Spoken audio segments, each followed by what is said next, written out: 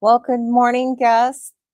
I'm your host, Janet Needham. My husband, Shawn Needham, is usually with us, but was unavailable today. This is Health Solutions with Shawn and Janet Needham. And this morning we have a wonderful guest, Casey Ward. And we met him recently in San Diego at a conference, at a hormone health wellness conference. And my husband had a huge discussion with him about Bitcoin. And why we brought it onto the topic to our show today is there's a lot of discussion about the economy and the world that we live in, but our finances are really important to our overall health too. So that's why we included it in our Health Solution podcast. So I'd like to welcome to you Casey Ward this morning. Casey, tell us a little bit about yourself and how you got involved in Bitcoin. Yeah, well, thanks for having me, Janet. And so my background, I have a tech background basically. Used to do a lot of IT work. I started an app company. We built mobile apps for high schools. And so my tech background is what kind of got me interested in Bitcoin. And so I discovered it first in 2017, and I kind of just followed it for a little bit, watched it. First invested in 2017, and right after I invested, it took a big dip in 2018. It had a really bad bear market. And I would always tell everyone that was really good for me because that forced me to really dive into the tech behind it, really start to understand what the whole system was, the network, the asset, everything about it. And that's really when just Bitcoin expanded for me. And ever since then, I've just really been super excited about what the technology is, what it can be for the world, and the role it can play. And so from there, I just started developing a course and building a course because I wanted to start teaching people about it. I started to really quickly understand that like no one understands what Bitcoin is, like hardly anyone. And with that, I just started putting that out. I teach at a local high school now. I teach to adults. I do online consulting, and I'm just trying to get it out there as much as possible and educate as many people as possible about this technology that I think is the world's greatest technology. So, one of the questions I guess I have in my mind is how safe is it? Because there's so many things that are spewed out over the radio and TV and social media. And I've kind of always been slightly leery, and part of it is just my ignorance. So, explain to us about how the process works and the safety of it. Yeah, so the network, Bitcoin's been up for 16 years now, and it's never been hacked, never been taken down. So when you look at Bitcoin from that standpoint and you look at it as a computer network, it's the most secure computer network in the world. If you look at every other network that is in our existing system where you have a single point of failure, it's kind of a client server relationship where people log into that server like a bank account or YouTube or something like that, right? If someone can hack that central server that we're all Mhm. logging into, well, you can take that down. And so the main difference, this is like one of the biggest misconceptions with Bitcoin, is that it's not a single point of failure system. It's a decentralized with no single point of failure. So all the miners and the nodes are not controlled at one single point. So if you can hack one of them, you don't take down the network. So many times when I hear people say like, "Oh, Bitcoin will just get hacked. It's just going to get hacked." I go, Mhm. "You don't understand it because you're looking at Bitcoin through this lens." And so you're looking at through the single point of failure lens. And yeah, in that world, it will get hacked. But because it's decentralized, and because there is no single point of failure, you cannot manipulate it, you can't control it or hack it. So from a security standpoint, it's like I said, it's the most secure computer network in the world. And if you then understand that and you then go, okay, this is a global monetary network that we Mm. can for all 8 billion people that anyone in the world can transact on. No one can tell you that you can't use it. No one can censor you from it. No one can block you from it. No one like it's open for everyone. It's literally an open network that all 8 billion people can transact on. So if you look at it like that, and then you put it on top of this most secure network in the world, that's what makes it so powerful and what the true value is of Bitcoin, that it can be a payments network for the entire world, open 24/7, that no one can censor you from, that's extremely valuable. And that's what I'm trying to tell people about. So as you're explaining this to me, I'm thinking, okay, how different is this than investing in like your 401k or stocks and bonds and Wall Street? I mean, how different is it? Because, you know, we've seen the market crash, we've seen ups Yeah. and downs. Trading is something that's been going on for quite some time. So is it my understanding that you're saying that this is a little less volatile as maybe the market in that way? No, it's actually more volatile. Okay, So, yeah. So, I mean, this is a new emerging market. Um, and so the volatility is the main thing that scares people because, people on Wall Street, they're used to, okay, hey, if I get in the S&P 500 or I get in a few index funds, I kind of like to describe it like the volatility is like this, right? There's this much volatility in the stock market, but their sure. growth is like this.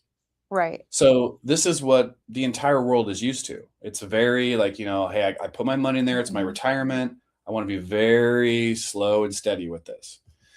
And what Bitcoin is it's a new emerging market.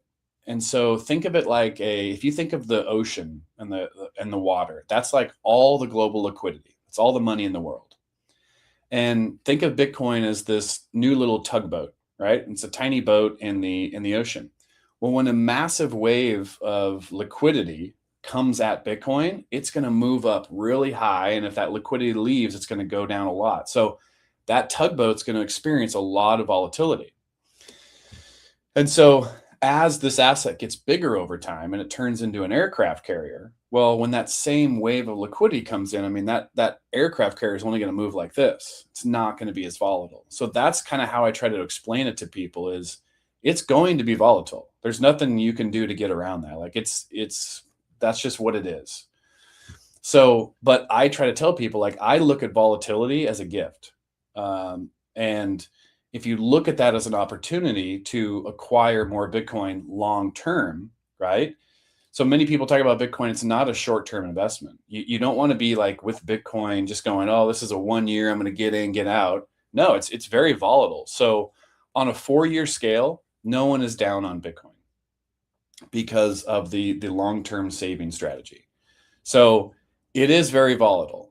And so it is different from Wall Street in that aspect. So if Wall Street is this volatile, but this is the growth, Bitcoin is this volatile, but this is the growth.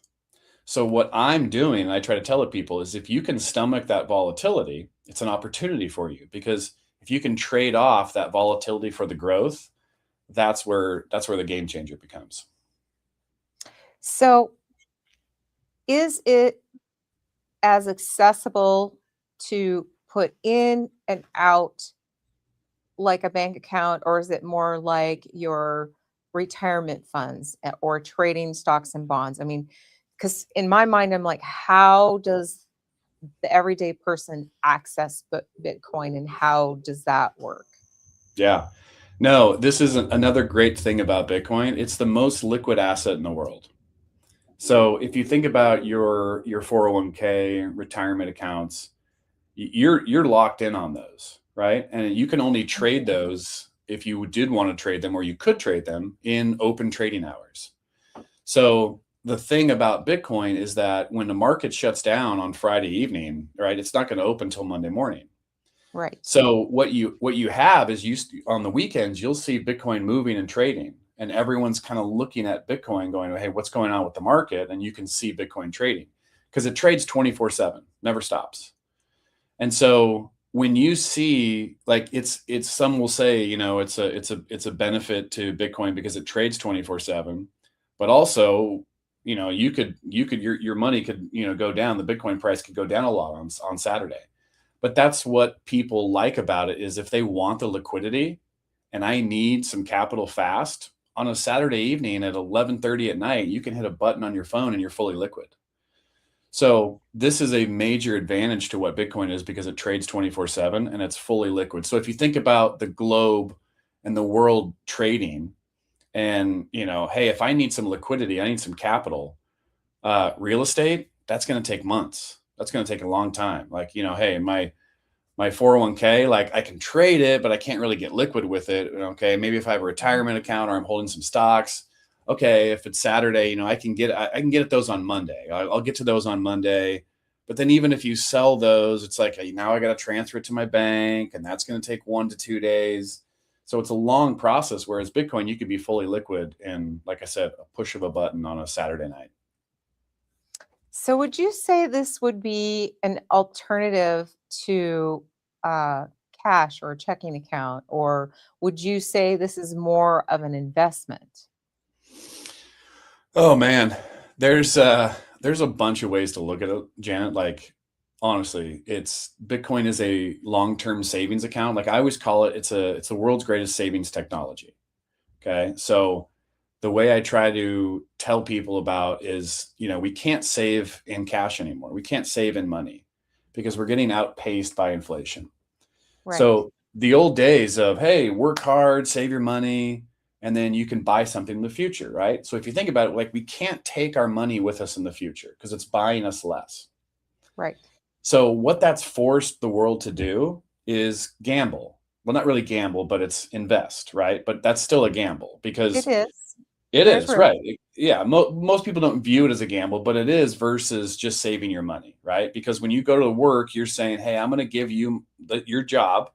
I'm going to give you my mental and physical energy, and that Right, job is going to, give me back the equal form of monetary energy, and which is basically saying you can now take and do whatever you want with that." Well, again, like I said, we used to just say, "Thank you, that's good. I'm going to take this with me into the future, and I'm going to buy what I want." Well, we can't do that anymore because the money's broken. So that's forced us to invest. And what that's done is said, okay, most people don't understand the markets, right? So no, what do? no, They have to give their money to a money manager and say, hey, right, you're the professional, you do it for me, and I'm going to pay you a fee. And that's why like we didn't used to have money managers back in the day, right? It was mhm, just, most individuals invest in the stock market or they just save their money. The stock market was for, hey, if I really want to go take a gamble and get ahead, I'm going to start investing in these companies. And so that's why we also didn't used to monetize homes. Like our homes just used to be a utility value. We used to just right. buy our homes and we live in it and we consume it. Well, this is why homes have become now investment strategies. And so this is all a sign of the broken money, is that we can't save in the money and we have to start putting our money in all these other areas. And what I view Bitcoin as is the savings technology that is basically saying to the world, you don't need to gamble on all these things anymore. You can just save in me because I'm the best savings vehicle, right? Like if you look at me as a form of money, I'm a store of value, I'm a medium of exchange, and I could be a unit of account. And then I have properties of money, right? I'm divisible, I'm durable, I'm portable, I'm verifiable, I'm scarce. So it's this new form of money that is just saying, I'm a better form and I store value the best. And so you can just store your value in me and you don't have to worry about like, do I move it here? What do I do here? Okay, I think the market's shifting here. I'm going to do this. So Bitcoin's not a trade to me. Bitcoin is the exit. Bitcoin is the exit from the rat race and the system and the gambling and the system of the money's broken. I got to get my money out somewhere. I got to save it. How do I be able to have money into the future? My purchasing power is being drained. And Bitcoin is just sitting here going, hey, over here, I can save better than everything else because it's the number one performing asset over the last decade. It's outperforming. And so if you look at that and you say, oh, okay, this is a long-term savings vehicle. This is an alternative to this fiat system that has been completely debased and ruined, in my opinion. So that kind of led me into thinking about this because I know there's new regulations every year. It seems like when you have an investment like a 401k or retirement fund, there's all these new things that are enforced. Like now to on your catch up, it's going to be different and all these things come out. And so, how do you see in the future Bitcoin being regulated and who's regulating it? Because that's one of the things I think that is not only the investors, but that's also part of the problem because it's so convoluted. Like, I have to call somebody to say, can you explain the language that is in what you Yeah. sent to me? Like, how does this impact me? in layman's terms. And, I know we all have a jargon that we use in a profession, but it is so complex and there's so, read the small Yeah. print and now the federal government's doing this and that. So kind of give us your feeling on the regulations that you see coming forward or how it's regulated or, what does that look like to us? Yeah, so there's the whole Bitcoin movement from like the cypherpunk movement from where it started. It was started from this group that was all about privacy and security and kind of being separate from the system. Kind of like a screw the system, right? Like that whole system's broken. We're gonna build a new system and we're gonna say basically F you to the whole place. So as Bitcoin now is maturing and it's becoming more institutionalized, there's a lot of people that are against that, right? Because the old Mhm. school, screw the system cypherpunk movement, it was like, no, we're not gonna join the man. You know what I mean? We're not gonna join the Right. system. And there's still that movement in there. But what I try to my response to that is if Bitcoin is the best money and it's better money, it's for everyone. Like it's everyone's going to need it. Everyone at some point. Like if it is the best money and it's fixing things, then it's for the banks, it's for the institutions, it's for the the American, it's for the African, it's for everyone. It's money for the people. That's what it is. And so I kind of look at that and I go, okay, like where do I stand on that? And I'm like institutions are going to adopt it. So what you're seeing now is institutions adopt it with the ETFs. And the ETFs have like BlackRock and Fidelity and Franklin Templeton, they're all offering their own ETF. And many people are like, oh, Bitcoin's institutionalized now. And you could argue that it is. I mean, because if they are a part of it now, they are. Um, and so from a regulation standpoint, I've kind of always been in the camp of like regulate Bitcoin. I don't think it's never going to be globally adopted and it's going to help the world if it's just this group of like, rebels over here that are going to use it. It's money for the world. So I've always been in this camp of like regulate it, right? Like let the people know what it is, because if you look at it like the SEC, right, they'll say, hey, this is a commodity and this is a security. So like, hey, investors, you need to know what these two things are. And so the Bitcoiners in that camp have kind of always been on the same page of like, well, Bitcoin is a commodity, right? It's not issued by anyone. It's like gold. It's out there. No one controls it. No one manages it, right?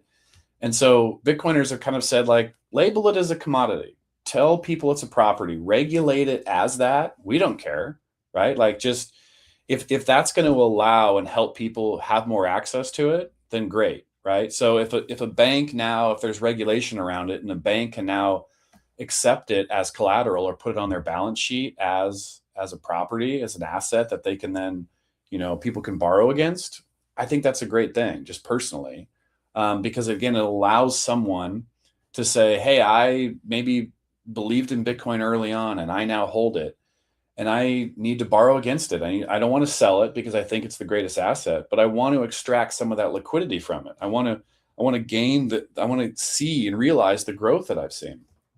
So there's things like the Genius Act and the Clarity Act, and it's all going right now. And I think they will, um, it's going to happen. It just is. But the more that does happen and the more regulations there are around it, that's going to allow for a bigger adoption. So I even try to tell people, like, if you look at regulation as a bad thing, it's still going to, if you are a Bitcoin holder, it's going to open it up and expose it to so many more people. And all these institutions that are now didn't used to be pro Bitcoin that are now maybe not pro Bitcoin, but they're saying, hey, maybe our customers can have a 1 to 2% allocation. Well, that means that institution's going to call up, my dad one day who doesn't know anything about Bitcoin, and he's going to go, hey, Brett, I'd love to talk to you about this Bitcoin thing. I want to show you how amazing it is. And I think really you should start to maybe let's get you like a 2%, 3% allocation. He's going to go, okay, sure. No problem. Well, that's more exposure. And then the more Brett sees Bitcoin, the growth and the power of it, he might then go, wow, I haven't seen this type of growth or this type of activity with anything I've ever been invested in. And he's going to move that 2% to 5%, and that 5 is going to go to 10. And so that's how this asset grows. But regulation's inevitable. And I think it's either a good thing for some and a bad thing for some, the way they're going to look at it. But it's the Sure. one thing that's going to get Bitcoin globally adopted. But it's still also for the small person, the cypherpunk that doesn't want to have a bank account, that doesn't want to have or touch the system. Bitcoin is a payments network and an asset and property that they can hold themselves without anyone being involved, anyone regulating them. They can just have a wallet on their phone and they can hold it, buy it, transact with it, and do whatever they want with it. So that's a very good point because that brought me back to I remember a few years back when Canada was having some issues. There Yeah. were Right. the government held and seized people's accounts when they Yep. didn't follow the The narrative, rules. right? Right. And Right. the rules that they, and that in itself is kind of frightening to me because most Americans aren't walking around with a wallet full of cash, right? Right. We're walking around with our either our Apple Pay or our credit cards or our debit cards. And so what I'm hearing from you is that this could be a good everyday transaction too. Like that's how you get your gas, right? That's how you pay for your groceries. Is that what I'm hearing? Yeah. So, like I was saying at the beginning of how this is a open monetary network for the entire globe, it's for everyone. So if you think about that, and when the banking hours are down, this is for everyone to transact in. And so any business in the world can say, I would like to accept Bitcoin as payment, right? Just like any business today can say, I want to accept Canadian dollars as payment. I want to accept gold as payment, right? Like I Mhm. want to accept anything as payment. So if they say, hey, I want to start accepting this, I believe this is a better money. I believe in what this stands for. I believe in this movement. And I believe that Bitcoin can, if you fix the money, you fix the world. And so I'm going to accept it because I'm offering goods and services at my business. I'm offering whatever it is. I don't want to receive back this manipulated currency that is being devalued every single day, every single week, month, year, decade, right? And so I believe that that's a better money, and so I want to accept it. So yes, anyone right now, and a big movement was, or a big moment was with Square. Mhm. Square announced on all their terminal payments they can now accept Bitcoin. So every single Square terminal you see in the world, if they wanted Mhm. to today, they could just go on there, turn on their Bitcoin payment. They can start receiving Bitcoin, and then they can start storing in a better money. So yes, it's open right again and again. No one controls it. There isn't one person besides if the government said you are no longer allowed to accept it, and that could happen. I tell everyone that it can happen to Right. anywhere. Right. um, like it's happened in China, but you're not seeing it happen in America. I mean, the institution, like the adoption is happening. It's growing. We're getting all this regulation. So they could turn around tomorrow and everyone can. So when I go to a Square terminal, you know what the very first question I ask them is, do you accept Bitcoin? And if they do, I will pay them in Bitcoin because I want to play a part in the circular economy that's growing and expanding. And if they don't, I say, hey, you really should. Here's why. You should talk Mhm. to whoever's responsible for that because I'm wanting to pay you in Bitcoin, and you should understand it. So to me, it's Sure. a conversation piece, but it's also a way for me to play a part in this new economy. So informative. Thank you, Casey. So we're kind of wrapping up our show today. So Sean usually asks people what people have a passion for, and I can hear that you have a passion for Bitcoin, but Yes. share something with us besides the monetary part of what you have a passion for in your life, Casey. Oh man, I would say it's food. Are you talking That's about a just good anything thing. in my life? You bet. Okay, yeah, food. I mean, I am a foodie. I've always been a foodie. I love uh my girlfriend and I go out and just love going to new restaurants. We have a couple that we normally go out with, and we're always trying new restaurants. And it's interesting because I've found Um, I used to not like the fancy big food places, maybe where you go get some smaller plates, because being a guy back in the day, I was like, no, I want more food. I just want a big plate. I want to go home full. And now that I've had that different experience with the flavors and the backstory with the chef and why he does stuff, I just become Mhm. super interested and wanting to try these new restaurants and new food. So I find myself kind of leaning now towards the little more foofy, Sure. um, little more expensive, smaller food places, simply because you get a food experience that you've never had before. So I would say that's kind of, we try to do that at least once a week, every few weeks, go to somewhere new. So that's what I love. Well, the next time we're in San Diego, we will be contacting you and Oh, I've got asking some for some spots. advice. Yeah, yeah. No, I got plenty of spots. Don't you worry. Wonderful. Well, Casey, it's a pleasure to have you on the show today. We are highlighting him. He's going to be one of our guests at our Northwest Freedom Conference in May. I believe it's May 2nd. Folks, you don't want to miss out. We have a wonderful lineup. And Casey's going to teach us some more about Bitcoin. It was very Yes. fascinating to learn all the information today. I personally have felt better learning the process here and what part it plays in our economy. But remember that our finances are part of our health, our mental and emotional stability. We can't leave that part out. We always talk about lifestyle here, but lifestyle does include our finances and how we live with that. So, thank you, Casey, for helping us establish the goals that we have about empowering people to take charge of their own life. So, thank you so much for being on our show. And, folks, if you want to hear more from Casey, don't forget to sign up for Northwest Freedom. We have that available on our social media, and you don't want to miss out. Thanks for being here today, Casey. Thanks for having me, Jan. Bye bye. Bye.